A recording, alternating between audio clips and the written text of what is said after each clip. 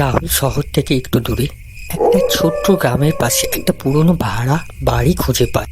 সত্যি ভাড়াটা এত কম আর অবিশ্বাস্য।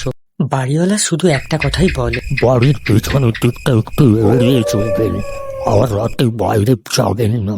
রাহুল কৌতূহলী হলেও বেশি পাত্তা দেয় না। চাকরির নতুন পোস্টিং, একটু নিরিবিলি জায়গায় চাইছিল।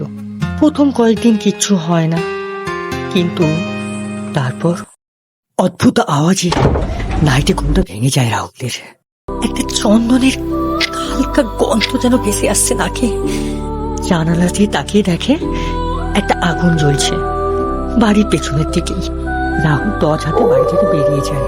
সেখানে গিয়ে দেখে শ্মশান ঘাটে আগুন জ্বলছে এবং তার পাশে এক বৃদ্ধ, যার চোখ দুটো অস্বাভাবিক লাল।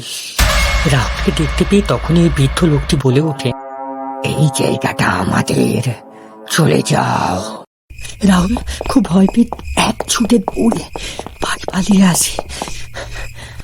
পরের দিন সকালবেলা রাহুল বাড়িওয়ালাকে জিজ্ঞেস করে, পেছনে শ্মশান আছে, কেন বলেননি?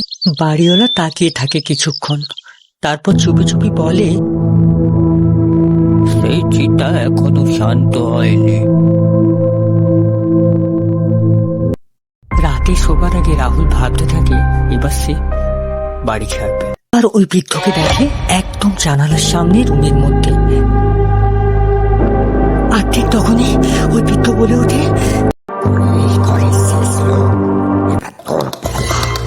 রাহুল চিৎকার করে ওঠে, দেখে বিছানার চারপাশে চিতা ছাই সরানো। বিছানার পায়ের নিচে চলছে আগুন, হালকা ধোঁয়া। রাহুল জানে কি হবে।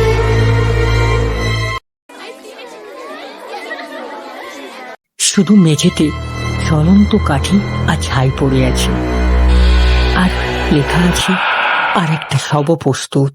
এরকম আরো ভিডিও পেতে লাইক, কমেন্ট, সাবস্ক্রাইব